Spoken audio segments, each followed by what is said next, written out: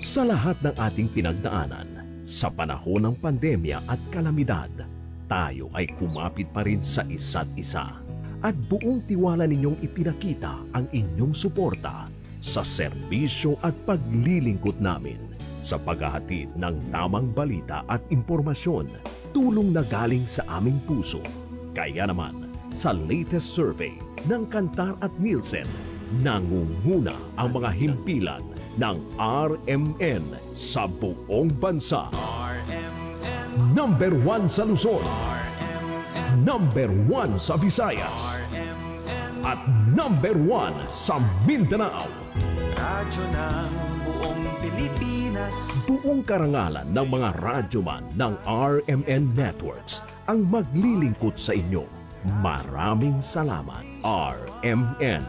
Number 1, number 1. Wala nang iba. Radyo mo nationwide.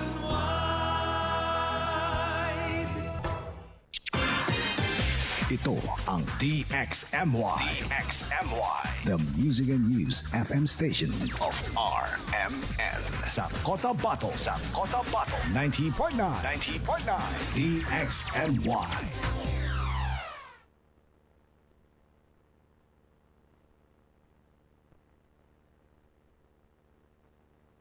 Oras mga kasama sa buong kapuluan, tatak, alas 6 in punto ng umaga. Minsan, hindi mo alam kung ano ang pinag-uusapan, kung sino ang nagtatanong, at kung ano ang tanong.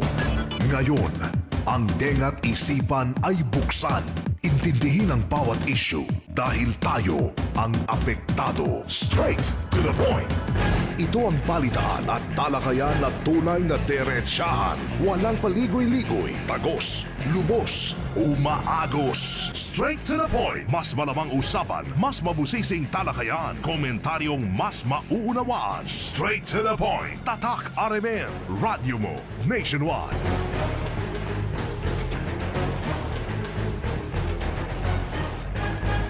Mga kasama, isa pong napakagandang umaga. Ang aking bati sa inyong lahat. Umaga tayo ngayon ng Biyernes. Tayo po ay 19 na sa buwan ng Hunyo 2026. Bisperas po mga kasama ng 67th araw ng Cotabato. Kumusta po kayo? Umaasa po kami sana ho'y nasa mabuti kayong kalagayan, nasa maayos po na pangangatawan. Ano po yung ginagawa, ano po yung pinagkakabalan mga kasama sa umagang ito. Welcome! Samahan po ninyo kami sa loob po ng isang buong oras na pagtalakay ng mga napapanahong usapin, balita, makagirapan na dapat po ninyong malaman, mga nangyari po sa nakalipas na 24 oras. Ating programa, live po napapakinggan dito po sa DXMY 90.9 FM sa Cotabato City. Again, DXMY 90.9 FM mga kasama sa Cotabato City. Sa Facebook, live po tayo sa ating FB page, DXMY 90.9 Cotabato, DXMY 90.9 Cotabato mga kasama. Paki-like and paki-share para updated sa mga kaganapan sa loob at labas ng ating lokalidad mga kasama. Samantalang ating text line sa mga text concern na nais po ninyong iparating mga kasama sa ating programa, bukas na po 0950-032-7332. Ulitin ko po mga kasama, 0950-032-7332. Ano, sa mga text concern, nais po niyong iparating sa ating programa ngayong umaga, text po kayo dyan sa ating text line mga kasama. Weather report. Sa kalagayan po mga kasama ng ating panahon, base po sa forecast ng Pag-asa, malaking bahagi po ng bansa ngayong araw. Kabilang po tayo dito po sa Bangsamoro Region. Kabilang tayo mga kasama sa Bangsamoro Region ay magiging bahagyang maulap hanggang sa magiging maulap po yung ating papawirin na may mga isolated rain showers at thunderstorm. Ayon pa rin po sa Pag-asa, ito po'y dulot po ng umiiral na localized thunderstorm. Itinaas po yung babala na posibleng pagkakaroon po ng flash flood o landslide sa mga panahong makakaranas po tayo ng malakas na buhos ng ulan. Ang temperatura ngayong araw maglalaro po sa pagitan ng 25.2 degrees Celsius hanggang 34.2 degrees Celsius mga kasama. Weather report. Weather report. Ang araw ay sumikat, 5:28 kanina, nakatakdang lulubog naman mamayang alas 6:27 ng gabi. Weather report. Weather report. Straight to the point. Mga kasama sa muli, good morning, good morning, good morning, good morning, good morning, good morning, good morning, good morning.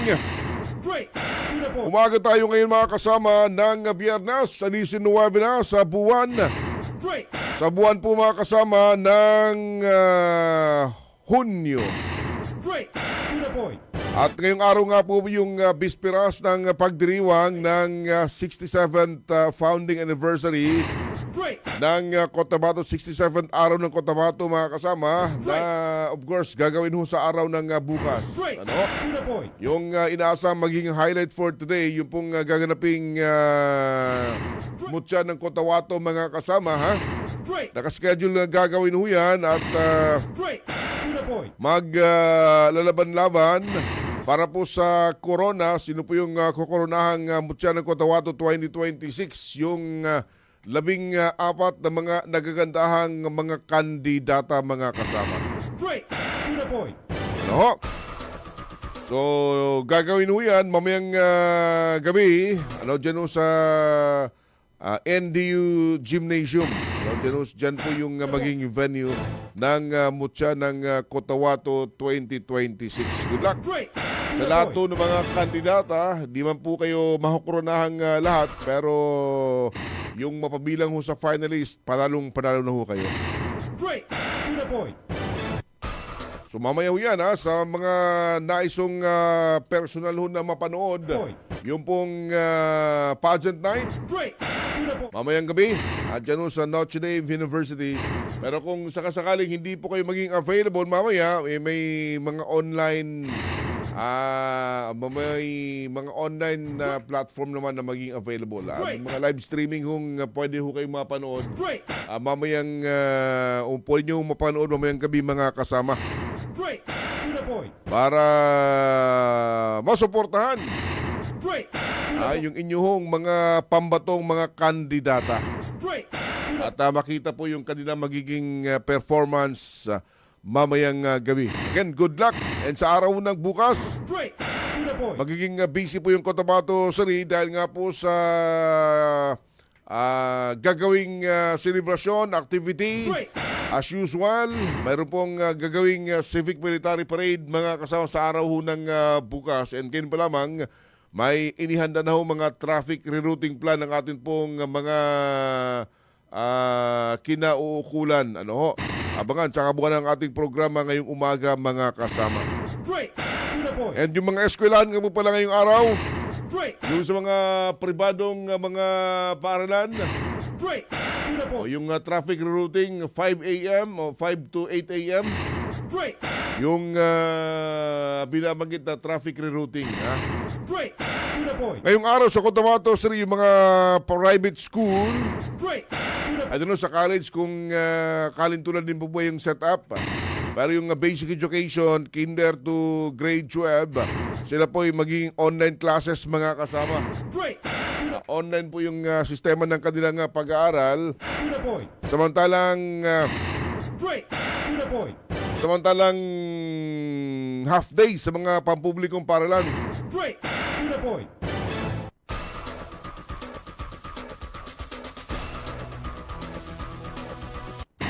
Straight to the point. So yan yung magiging situation natin for today dito po sa Cotabato City mga kasama. Okay? Straight to the point. So magiging busy tayo ngayon Simula ngayon hanggang sa araw ng bukas. Again, happy 67th araw ng Cotabato. Straight to the point. Sa napakaraming mga usapin na pasadahan natin next week. Magandang balita ito. This week ay nag-implement sila ng mga 4 to 5 pesos na rollback. Next week, binabanggit, kasunod ng matagumpay na Straight to the point. Paglagda para sa usaping pangkapayapaan, Straight to the point. dyan ho sa gitnang silangan, Straight. inaasahan mga kasama yung mas mataas na rollback sa presyo ng produktong petrolyo.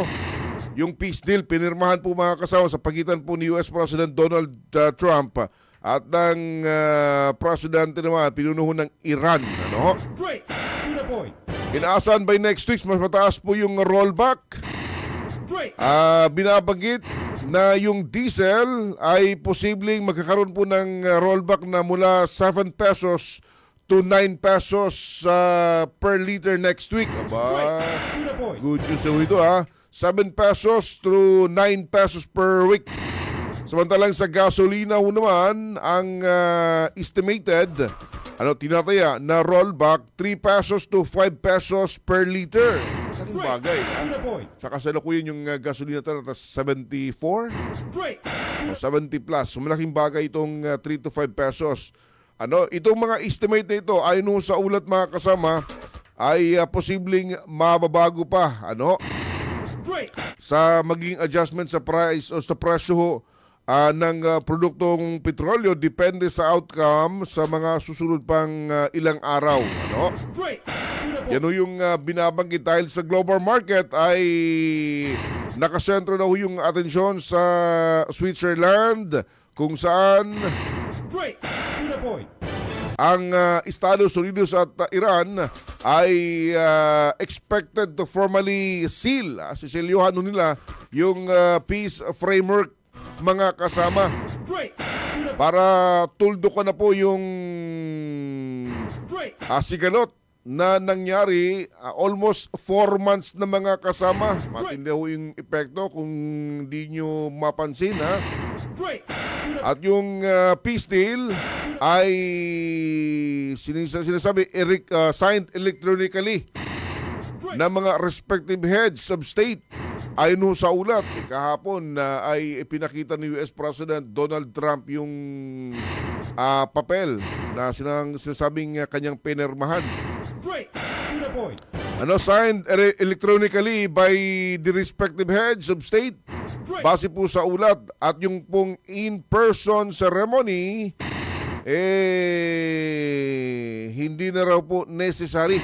straight At yun po ay landmark deal kasunod po ng ilang buwang negosasyon mga kasama para po mabuksan yung vital Strait of Hormuz na sinasabing siya pong nagdadala 20% ng global oil at gas supplies na ginagamit po sa buong mundo mga kasama. Straight Malaking bahagi na, 20% ay dumaraan dyan sa Strait of Hormuz mga kasama. straight to the So next week, inaasahan natin yung straight rollback na yan na Radyo Manebs. Ulitin natin sa diesel mula 7 pesos to 9 pesos. Baka maging 10 pesos pa yan, sana Then sa gasolina, 3 pesos to 5 pesos naman yung inaasahang malakihang rollback. Ayos na rin yun. At least makakababawi rin yung mga sasakyan, may motorsiklo. Magkakasunod. Oo. Dahil nung Tuesday, meron ding rollback na ipinatupad mga kasama. Okay, so congratulations. At sana tuloy-tuloy na ho yan. Yung pagbabaho sa presyo ng mga produktong petrolyo. straight to the point. Sa mga lokal na mga usapin mga kasama, ang daming mga usapin Radyo Manebs kahapon Straight ay ipinatawag yung straight to the point. mga opisyales mula po sa MPW sa ginanap naman na pagdinig dyan sa BTA. Straight Joint hearing dito Radyo Manebs. At tinalakay yung mga accomplishment, yung mga implemented projects straight to the point. at magkano na yung kabuang bilang na kanilang nagugol sa mga proyektong ito. And dun sa mga na-implementa, ilan na ho yung reported completed mga kasama. Straight to the point. Binabanggit na figure. Sinasabing nasa 7,000 plus yung proyekto, yung na-implement pa lang nasa 4,000 plus mga kasama. Straight to the point. Yan yung mga lumalabas na figure kahapon. Ano? Abangan sa kabuuan ho ng ating programa, atin hong bibigyan pansin. Tatalakayin natin yung nasabing usapin ngayong umaga, mga kasama. Kinalaman po sa ginawang pagdinig. Ano, dyan po sa Straight to the point. usapin ng MPW, mga kasama. Straight to the point. Kahapon ay natalakay natin, nabuksan natin yung paksa. May kinalaman naman dun sa hearing, mga kasama, Radyo Manets, Straight. na isinakatuparan kamakalawa, joint hearing, binabagit joint hearing, iba binabagit meeting. Oo. Straight to the point. At naging mga resource person po nila, yung mga personnel coming, officials, ano, mga key officials, department heads coming from MBHTE. At marami po mga na buksang mga usapin. Kabilang dito, yung nasa 30,000 na mga employees Straight. na hindi na migrate, Radyo Arrives, binabanggit, hindi na migrate from arm to barm at sinasabing walang appointment. Straight. Ilan ho yan sa mga naging concern na pag-usapan sa nasabing ginanap na pagdinig o committee hearing or meeting na binabanggit. Ano? Straight to the point. Kaugnay ng bagay na yan, mga kasama, sinika po ng DXMY na makuha na ng pahayag, Radyo Manets. Straight to the point. Ano, yung dating ministro ng MBHTE bilang reaksyon doon nga po sa mga paksang natalakay. And ano yung kanyang masasabi naman Straight. bilang Reaction? bilang reaksyon, bilang dating namumuno sa nasabing ahensya, mga kasama. Ano? Minabuti sila nating ipasok siya on live ngayong umaga pero hindi available, kaya ginawa natin ay recorded phone patch interview yung ating pong naging setup, Radyo Manets. Straight. At least nakuha pa rin siya ng payag na mabigyan ng payag o makabigay ng payag kaugnay nga dito sa nagpapatuloy na usapin, kaugnay sa nangyari ngang pagdinig dyan sa BTA. Oo. Itong tanggapan ng MBHTE. Sa bahaging ito, ating ipaparinig yung recorded interview kay former MBHTE Minister and kasalukuyang Member of the Parliament, Ginoong Muhagir Iqbal. Ano? Ano yung kanyang reaksyon? Ano yung kanyang masabi? At ano yung mga paliwanag niya sa mga lumutang na issue sa nasabing pagdinig, mga kasama. Ano? So narito po yung pahayag, recorded interview with former MBHT Minister and Member of the Parliament, Muhagir Iqbal, mga kasama. Straight to the point. Reaction po niyo dito, MP Sir? Kailangan natin yung issue na yan, yung so-called 30,000 na mga teachers na walang appointment. It was very generally presented, but alam natin na ito ay masalimuot na issue at proseso po ito. So, siguro mas maganda imay-imay natin para maintindihan mabuti ng kasamaan natin na nakikinig. Opo, sige po. Unang-una, yung number ng teachers sa BARM, as of now, 29,000 plus lang. Hindi ho umabot ng 30,000. Yung 29,000 po, plus ay 23,000 po yung dinatnan ko po sa nung mag-assume po ako bilang minister ng Ministry of Basic Higher and Technical Education sa 2019 po. And then nadagdagan po nung mag-hire po kami ng more or less 7,000 plus na-appoint ko at ako ang pumirma yung lahat ng appointment paper nila. At yung papeles na yan, yung appointment paper na yan, nakasulat na po dyan yung tinatawag na BARM, kasi panahon ko na at panahon na po ng BARM. And hindi ho totoo na walang na-migrate po. Meron na po na-migrate ng listahan ng mga teachers from Basilan, Cotabato City at ESGA. Kaya lang hindi ko po alam at alamin ko kung all in all kung ilan ba itong na-migrate na yan, no? Kasi nasa transition tayo ngayon. At hindi rin po totoo na wala ho silang appointment. Actually, clarify ito ni Director Boy Gonzales kanina. Ang totoo ay meron silang appointment.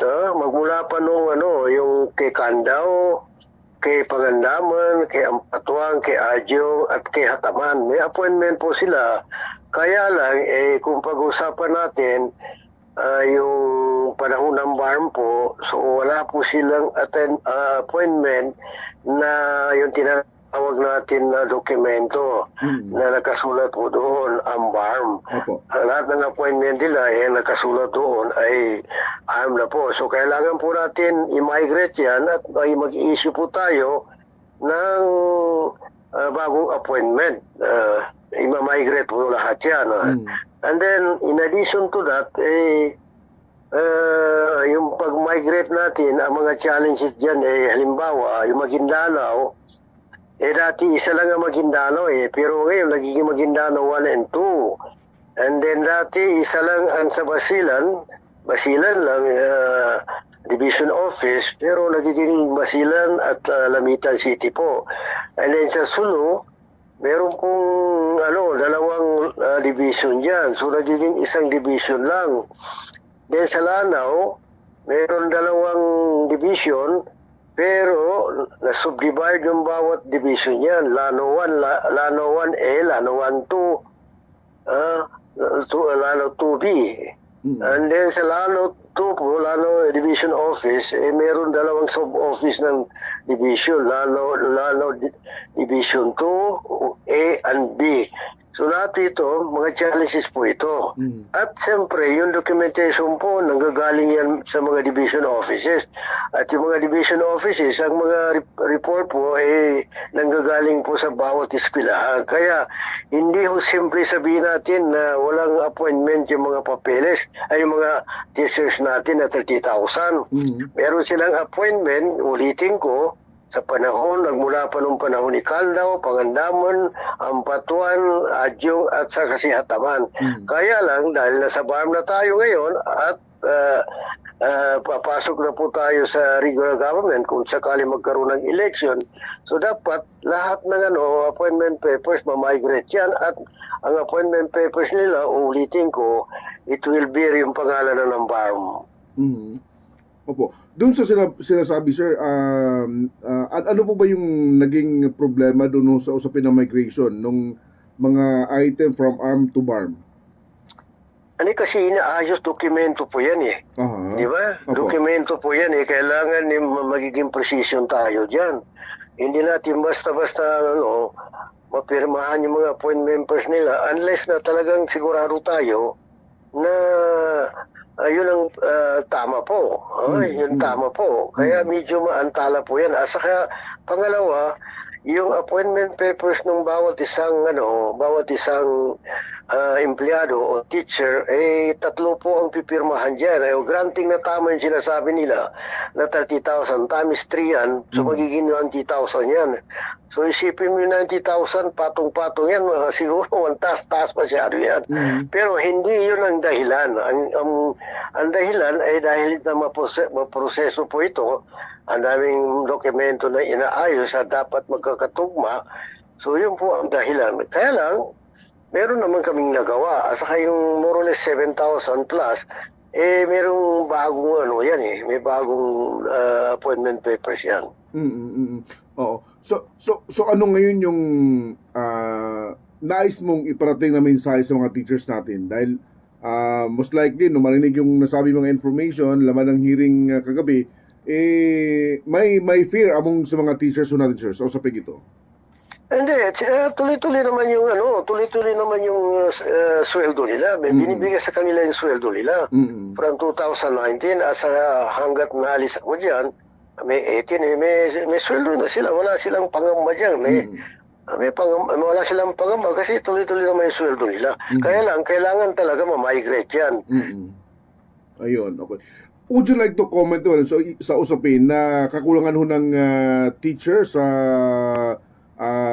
Bangsamoro Region, Minister Sir? Tama rin po, kasi meron pa dapat na ma-hire natin teachers, so bagong teachers, so naabot siguro ng mga 5,000, 6,000. Ang na-hire na po namin ay more than 7,000 starting 2020. Pero sa 2020, alam naman natin, 2019, 2020, 2021, halos wala tayong opisina eh. Nagka-COVID po tayo. So meron pa pong dapat i-hire natin ng around 5,000 to 6,000. Very challenging po yan. Kasi, halimbawa, sa Lano del Sur, sa isang division o dalawang division, meron bakante po. Kasi, hindi pwedeng sabay-sabay hire mo yan. Dino-document pa yan eh. At sinicheck pa yan kung talagang na-assess, na-evaluate, na talagang may bakante at may available na items yan. Of course, alam natin may available items, pero sinusuri pa natin yan na maigi at pagtapos na po yun at sigurado na yung na-validate natin na bakante yun, available items na yan. Pero, ang isang proseso dyan, kasama doon, halimbawa sa Lanao, kadalasan kung meron up 400 na bakante na dapat ipipila up yan, ang aplikante, more or less, maabot ng more than 5,000 Lahat no titingnan mo yung mga dokumento nila at dadaan yan sa proseso lahat Very challenging nga. Hindi lang tama sa Lanao, hindi lang totoo sa Lanao. Sa lahat ng mga division, ang dami pong aplikante. So as far as you're concerned, during your time bilang pinuno ng MBHT, doon sa proseso na ipinatupad po ninyo, wala hong pagkukulang kung ano po yung mga prosesong ginawa po, MP sir? I have done my best. Pero what I have done best is not necessarily the best. Pero aabot ng aking makakaya, talagang susuba ko sa trabaho. Pero siyempre, hindi naman tayo perfecto. At ang challenges napakabigat. So siyempre, meron tayong hindi nagawa. Pero maganda naman ito dahil wala na ako dyan. At ang Ministry of Basic Higher and Technical Education, no less than the Chief Minister Siya nang, kinukungkarin niya po yung bilang Minister ng MBSCE. So, he's, kung tutingnan natin, he's a super minister Chief Minister siya, Minister pa rin. Straight to the point.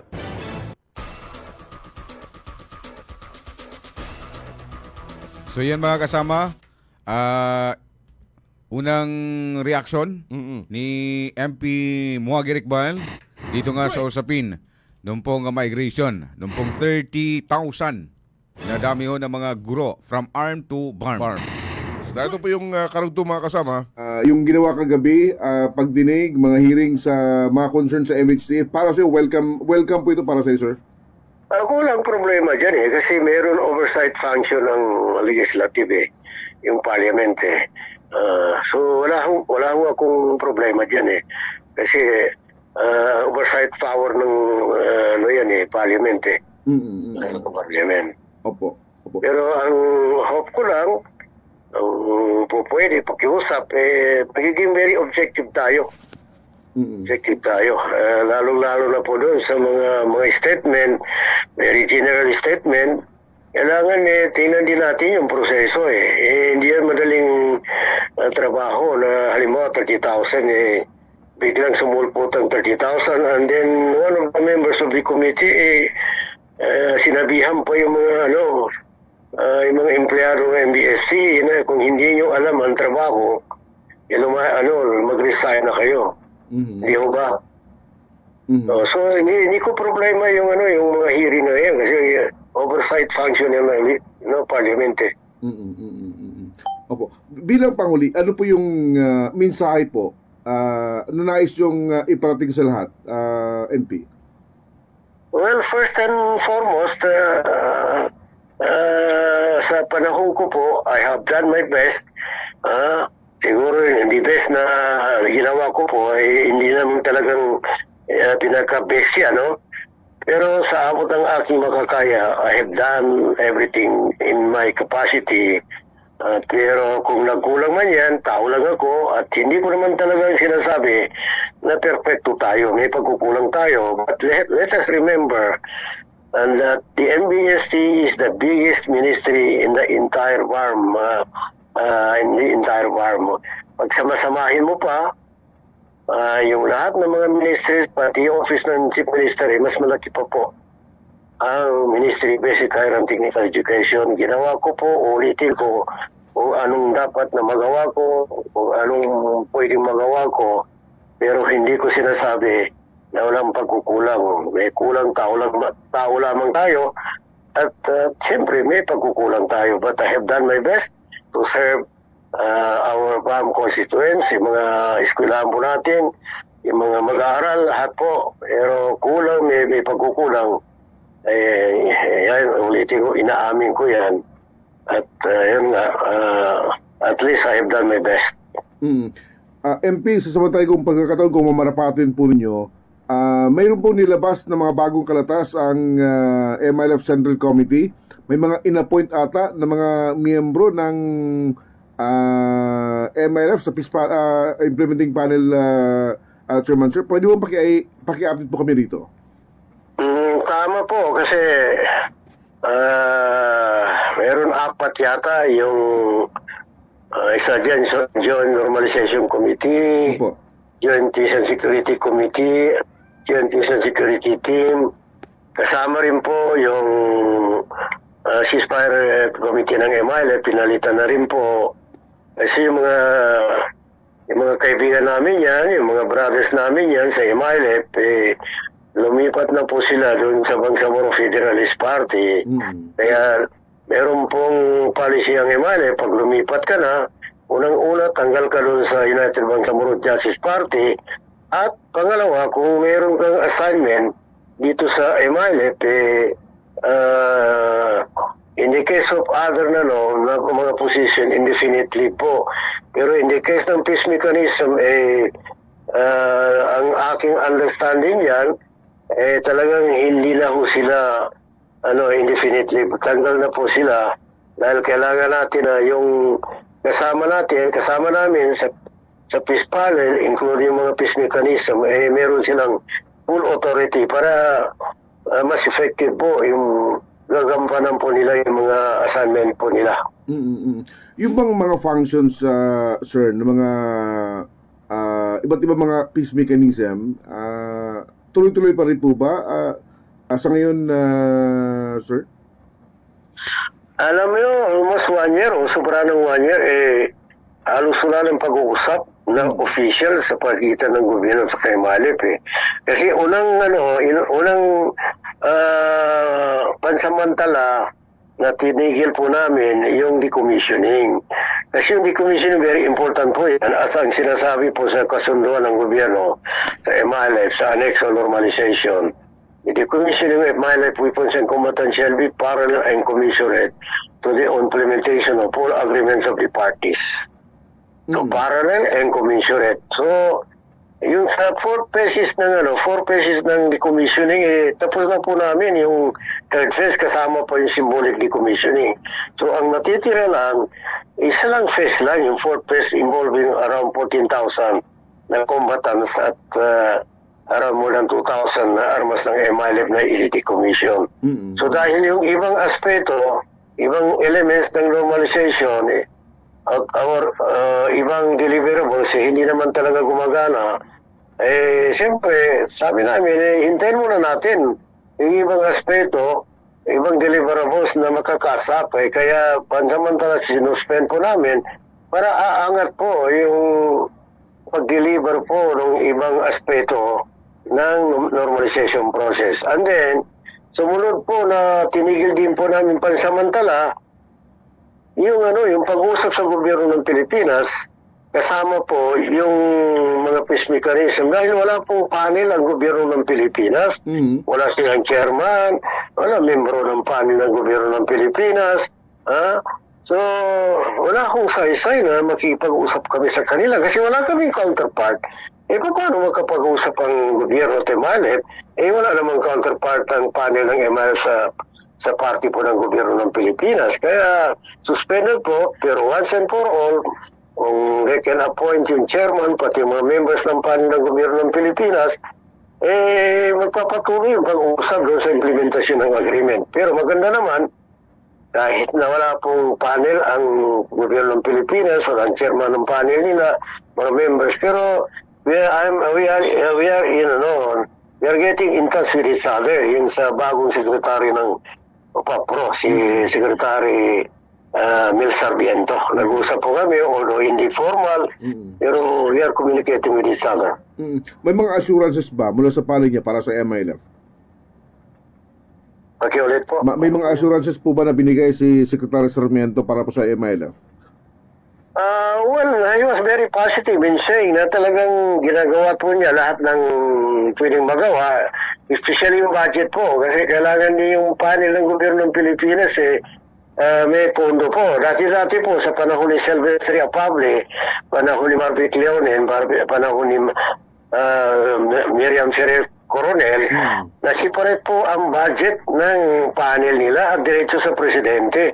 Hindi gaya nung huling mga halos na although hindi ko naman sinasabi, nakikialam kami doon. Pero ang nangyari dyan, yung panel ng gobyerno ng Pilipinas, na-subsume na ng OPAPRO, yung functions nila. Pero ang problema rito, as far as information is concerned, meron lang mga pangalan na lumilitaw. Pero merong consultation. Mukhang hindi tinanggap. But I'm hoping that in due time, meron na po na mahanap at ma-appoint na panel chair, pati yung mga membro ng panel ng gobyerno ng Pilipinas, para po maumpisahan po natin itong pag-usap tungkol sa implementasyon. Ayun. MP, kami pinagpapasalamat ng marami, sir, sa mga information na ibinahagi po ninyo. Baka meron po kayong nais na sabihin sa sambayanang Bangsamoro na sumusubaybay po sa usapang pangkapayapaan, sir? Ating unang-una dyan, pasalamat ako po sa inyo sa DXMO ay na tumawag po kayo dahil kailangan po natin ma-explain itong kasalukuyan na discourse na para may tama po yan, para maintindihan ng taong bayan. At saka ang mga detalye o mga datos na ibibigay natin na ayon po sa official record po ng MBSCA. So yun po ang unang pasalamatan po namin. Pangalawa, I hope na yung paliwanag ko po ay nagbigay linaw doon sa current na pag-uusap, current na issue, para maintindihan po na lahat kung ano talagang tunay na nangyari at saka yung perspective po ng perspective po bilang dating minister po ng Ministry of Basic Higher and Technical Education. Kaya maraming salamat po. Ayun. Sir, salamat ng marami. To the point. Yun yung takbo ng panayam, mga kasama sa dating minister ng MBHTE at kasi ako yung miyembro pa rin ng Parliament. Ginoong Muagi Iqbal, Straight. sa ating to the point. panayam ngayong umaga. Doon sa mga binabanggit na walang migration sa mga guro, kanya nga ang pinasinungalingan. After ng interview, muli siyang tumawag and binabanggit niya yung figure na binabanggit, 29,000 to 30,000. Sabi niya, mga kalahati na migrated na raw.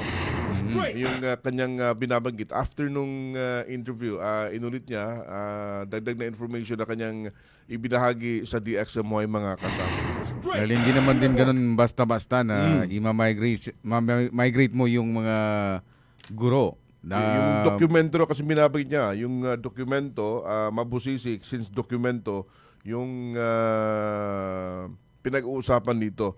One thing yung kanyang binabagi, sabi niya, I've done my best, pero kung nagkulang man, sabi niya, tao lang tayo. Nagkakamali pa rin. Yung kanyang binabagit Straight. sa nasabing panayam, mga kasama. And yung second part ng yung panayam, Straight.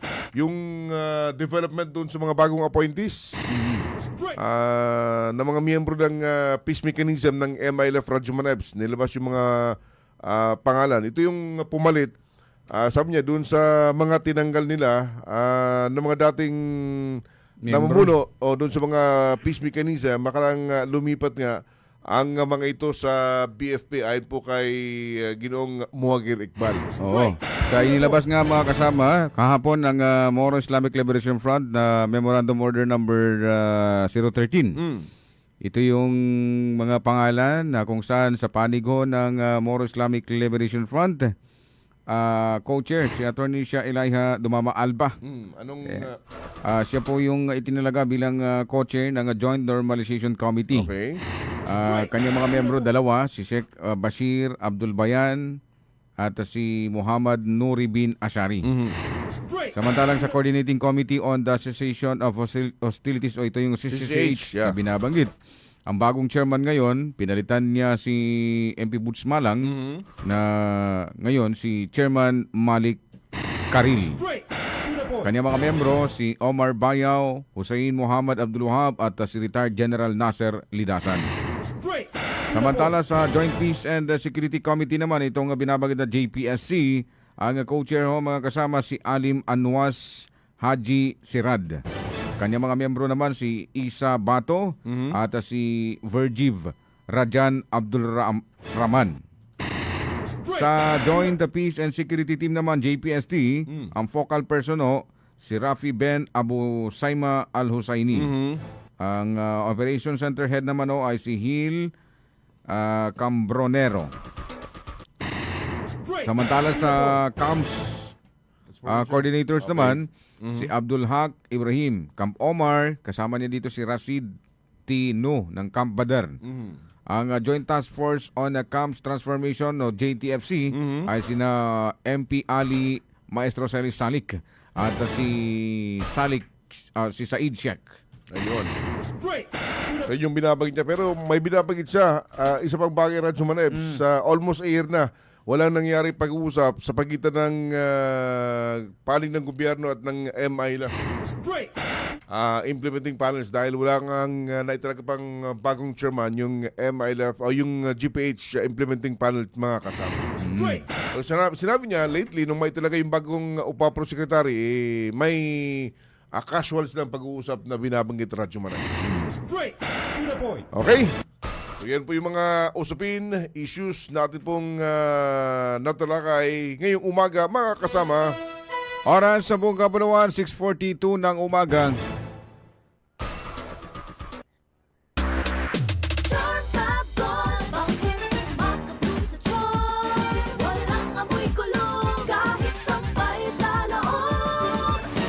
Charm Fabric Conditioner with Bloom Fresh Technology. May antibacterial na at ka-bloom sa bango ang damit. Charm Fab Gold, bakit makabloom sa charm? Walang amoy kulong, kahit sampay sa loob. Bangong makabloom sa charm. Charm Fabric Conditioner. Manufactured by ACS Manufacturing Corporation. ISO certified. World-class quality. ACS. Magkaiba man tayo ng karanasan, pareho naman ang gusto natin bilang Bangsamoro. Kapayapaan! Trabaho at oportunidad. Mas magandang kinabukasan! Kapag magsama-sama ang iba't ibang boses, mas lumalawak ang pag-unawa at pagtutulungan. Kaya ang Bangsamoro Federalist Party ay binubuo ng mga dating revolusyonaryo, mga lingkod bayan at ng iba't ibang sektor ng lipunan. Dahil sa pag-angat ng Bangsamoro, dapat lahat kasali. Bangsamoro Federalist Party. BFP for Bangsamoro. Para sa Bangsamoro.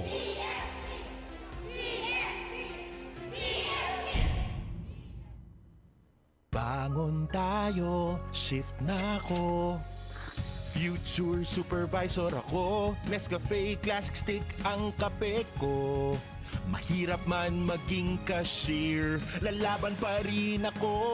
Yan si Dan at 6 a.m. dahil araw-araw siya umiinom ng Nescafe Classic. Subok, 100% puro at natural.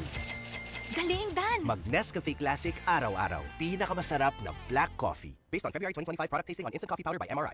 Mag Nescafe Classic araw-araw. 100% puro at natural. Pinakamasarap na black coffee. Halalang Bangsamoro.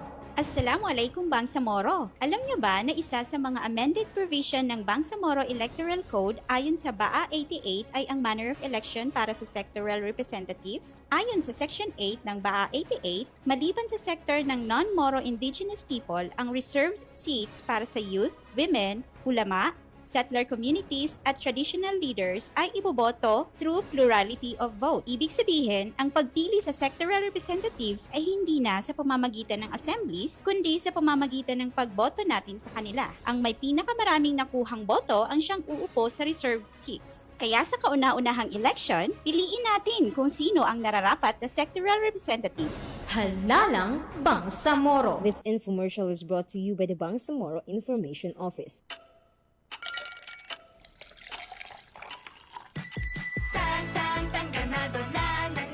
Made with real fruit extracts na ay refreshing fruity flavor. Let's get refreshingly real with Tang. Abangan ng refreshing Tang Bayan sa inyong barangay ngayong Sabado at Linggo. It's rainy and back to school season once again mga ka-Pure Gold. Kaya't ihanda na ang mga shopping list dahil parating na ang Pure Gold Pabuhos Blowout. Big discounts on your favorite items. At may chance ka pang manalo ng 1-year free grocery for tindahan ni Aling Puring or Perks card members. Kita-kits on June 19 until June 21 for our 3-day sale at mag-enjoy ng sangkatutak na special discounts on select items. Talagang sa Pure Gold, always panalo. DTI Fair Trade Permit number FTEB 258020 series of 2026. Kada adlaw magsigi og trabaho, pagkatas na dayon diha, dapat lig-unta. Alin, ang gatas nga para nimo. Saktong diet ug exercise, sabang pampalikon sa lawa. Nakasabot kaya ang pack, kaya na gyud kaayo. Gatas para nimo, abot kaya na. Palit na ug Anlin, karon available sa Abot Kaya Pack para sa kaligon sa Anlin nga nasa 12 pesos SRP ra. Barato na kaayo. Tatag ng Anlin, abot kaya na. Ako nabugahat ko. Naapod siya'y kauban nga pamaol, labat sa ulo ug hilanat. It's me, your Auntie Melay. Discarding bisnak na ko, ana. Mas paspas, banat sa upat! Faster versus paracetamol in as fast as 30 minutes. Unilab quality yan. Paracetamol caffeine is the generic name of Rexidol Forte. If symptoms persist, consult your doctor. Straight to the point. Oras mga kasama sa Buong Kapuluan, tatak alas 6:47 ng umaga. Tuloy tayo mga kasama sa ating balitan ngayong umaga ho ng Friday, Giamat pala sa kuna. Juma Mubarak. Ngayong 19 na pala, akala ko 12 ngayon. Oy, happy birthday pala. Araw ng Cotabato bukas. Araw ng Cotabato, happy birthday sa Cotabato City. At saka sa ating program director. Malapit na. I-advance mo na lang siguro ngayon. Pwede na. Dahil bukas wala na yung iba. Antay tayo. Baka happy 67th birthday. Advance ngayon and then bukas, yung mga tira-tira na lang, okay na yun. Radyoman Michael Swan. Happy birthday, advance. Good morning sa ating mga viewers. Si Eugene Suwan Gamosa. Good morning, Kuya Pres Sultan Banjo. Good morning, Dean SM. Happy Eagles Week sa mga kuya and ate sa United Cotabato Empire Region. Congratulations. Parang ikaw ito yung bagong president. Sa Elite, sir. Kahapon, meron din atin pang presidente. Ganun. Ikaw ba yan? Dami ng presidente siya. Presidente sa school yun eh. Saka makakita na, di ba dapat pag mag-election, iahili ka na inonominate ka na ikaw yung kon. Yun hindi, target lang yung ginagawa eh. Pag napusuan ka, yun na. I second the motion and then I close. So admin sir, meron ko ng kasamang presidente ngayon. Presidente ng classroom officer, Radyoman Ebs Abang. Yung iba kasi ayaw nila, kasi sabi na nila hindi daw kayang gampanan. Pwede naman din pasingit-singit lang. Pitik-pitik lang, God. Sorry, hindi naman ganun ka-trabahoso eh. At least makompleto lang yung mga officer. Tsaka kung may mga concern man, yung mga nanay, pwede mo may parating. Kayo maging boses sa teacher. May mga nanay kasi na pagdating sa labas ng classroom, grabe yung yung pagka-chismosa. Chismosa. Daming daming hugot. Oh, maraming hugot. Oh. Pero pagka nandiyan na sa meeting, Ayaw iparating, ayaw magsalita. Saradong-sarado, Parang zipper. nakasiper yung mga bunganga. Straight to the point. Si RR Linas, good morning din. Sa Mulod Umanya Sinsin. Good morning, Sir Erwin and Ebs. Shoutout sa aking katrabaho dyan, Yaping Chong Girls. Morning. Magandang umaga rin din kay Rohaila Dangenso. Good morning, DXMI. Pakibati naman po kami dito sa may Dumulog. Si Mel Opia, Opimo, good morning. Si Sally Abdul Karim, good morning din. Si Mbay Adam, good morning. Si Oliva Vlog, salamat Mapia-Mapita. Mapia-Mapita, maulan na umaga ngayon, watching from Talapas na Tumuntawal. Ibig sabihin, umulan dun. Medyo makulimlim nga eh. Si Bay Umukol sa Timbangwaya, good morning din. Si Sir Elmar Cortel, good morning. Jonel Puerte. Morning. Sounds familiar yung Jonel na. Dagandar. Si Tristan White Gulay. Sara Sakandal, good morning. Marilyn Sanchez Geronimo, good morning. Si Ajanor Sanday, salam, Diak Samay, magandang umaga. Always po kami nakikinig sa inyo pong programa. Morning. Si ate mo, magandang umaga po. Shoutout lang po sa kina Jongjong Cameros at kay Honito Cameros, Bapa Jing. Ingat po kayo from Amay, Manalbilang, Lanao del Sur. Ayan. Morning. Sa Gira Malagyanon, good morning din ng tinutulan sa Pikit. And si Kagawad Romeo Fernandez Collado, good morning Kagawad. Morning. From Rosario H 11. Straight to the point. Okay na? Report tayo. Sige. Eto mga kasama ang FIVOX nagdagdag ng monitoring station matapos nga ang 7.8 na lindol na tumama dyan sa may Sarangani kahapon naramdaman din. Mahigit 5.3 yung tama sa Glan Sarangani mga kasama. Sa detalye ng balita, Radyo Monday si Mangod. DXMY RMN Report. Nagpalawak ang FIVOX ng kanilang earthquake monitoring network sa Mindanao matapos ang magnitude 7.8 na lindol na yumanig sa Sarangani noong June 8. Mahalaga ang monitoring stations ng FIVOX dahil nagbibigay ang mga ito ng mas mabilis at mas detalyadong impormasyon tungkol sa nangyayari sa ilalim ng lupa. Layunin ng ahensya na mas mapabilis ang pagtukoy sa mga aftershock at mas mapahusay ang pagbibigay ng babala sa mga komunidad na nasa panganib, ayon kay DOST FIVOX Senior Science Research Specialist Kathleen Papiona. Meron tayong Philippine Seismic Network, mga instrumento po yan na nagre-record ng lindol, yan po yung mga permanente. Pero dahil po magkaroon ng lindol dito sa Southern Mindanao o dito malapit sa Glan, Sarangani area, naglagay din po tayo ng mga temporary monitoring stations po doon sa mga yung lugar na nakapaligid po doon sa aftershocks natin. So meron po tayong temporary station sa Kiamba, Sarangani, meron din po sa Jose Abad Santos sa Davao Occidental, Glan, sa Balut Island, pati po sa Santo Niño sa South Cotabato, meron din, and sa Senator Ninoy Aquino sa Sultan Kudarat. So yun po yung mga nadagdag na stations para po makatulong pati sa pagmo-monitor o yung pagre-record pati yung maliliit na mga aftershocks. Wala nang banta ng tsunami. Wala nang dapat ipangamba ang mga residente na malapit sa mga baybayin hinggil sa posibilidad ng tsunami matapos ang malakas na lindol kamakailan. Ang hindi pagbabalik ng tubig dagat sa ilang bahagi ng baybayin ay maaaring sanhi ng pagtaas ng lupa o yung tinatawag na coastal uplift matapos ang lindol. Kung yung mga iba po na natatakot pa kasi dahil umatras yung tubig at hindi pa bumabalik, dahil baka magka-tsunami pa.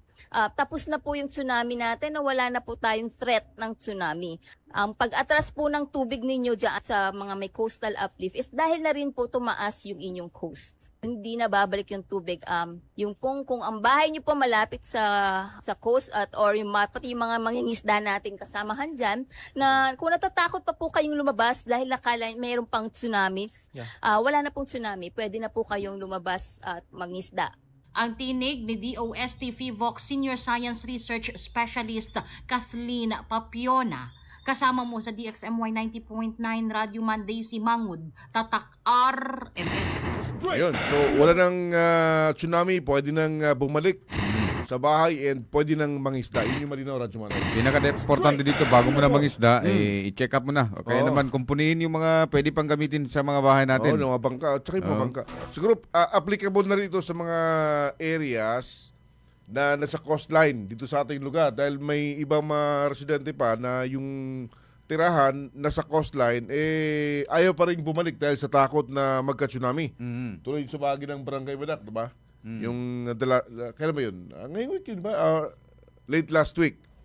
Nasa mga bundok pa rin sila dahil takot baka magka-tsunami. So pinaka-latest, base po sa pahayag nitong FIVOX, dun sa area na naging sentro ng pagkinig, yung kanyang advice, pwede nang bumalik sa kanilang bahay, pwede nang muling mangisda dahil wala ng tsunami.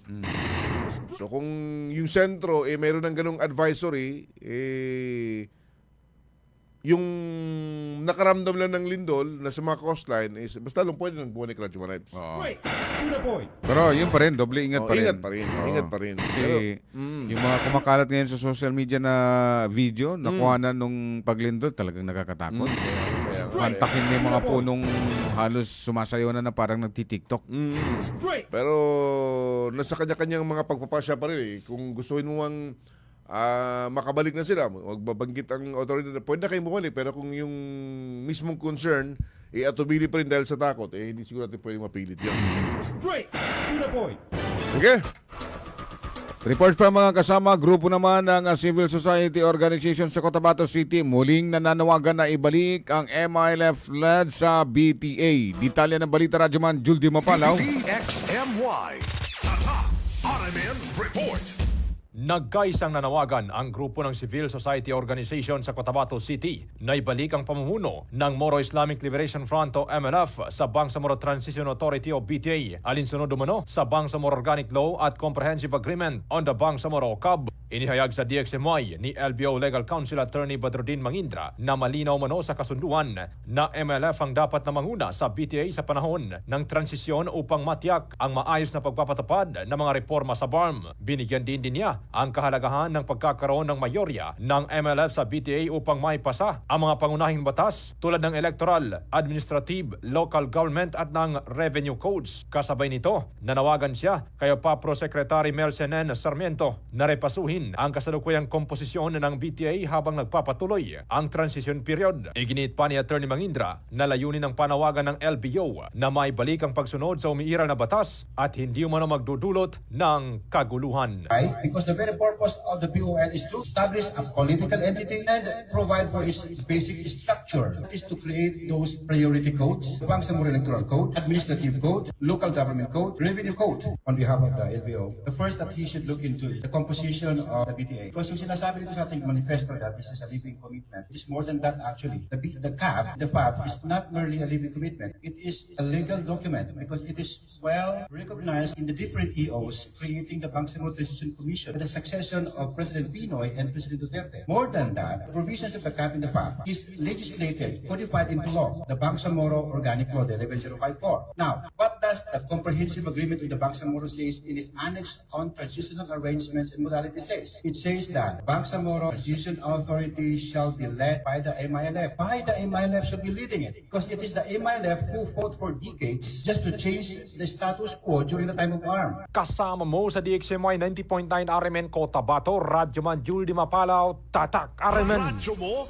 nationwide. Maraming salamat, Radyoman Juldy Mapalaw sa balitang yan. Good morning pa rin ang ating pagbate sa mga viewers natin. Si Hadja Nor Sanday, si Norbay Nili, good morning Rohabel, si Muhaydin Tagigaya Prince, sa Plang Moto Vlog, si RR Linas, good morning. Morning. Si Noraida Udasan, binabati niya rin si Sir Sultan Banjo Mampun at si Bay Monalyn Mastura. Good morning. Morning daw, galing kay Noraida Udasan ng Bagwa Uno. Si Tess Amit, good morning. Wahida Akan Mamalapat, good morning. Si Dato Saudi Maulana, good morning din.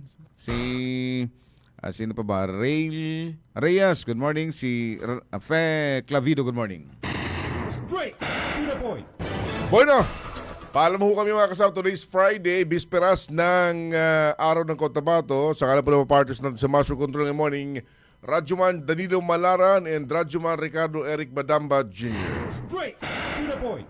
Kami nyo nakasama, Radyoman F. Sabang at Radyoman Erwin Gabelbigan, Tatak Arimen. Straight to the point.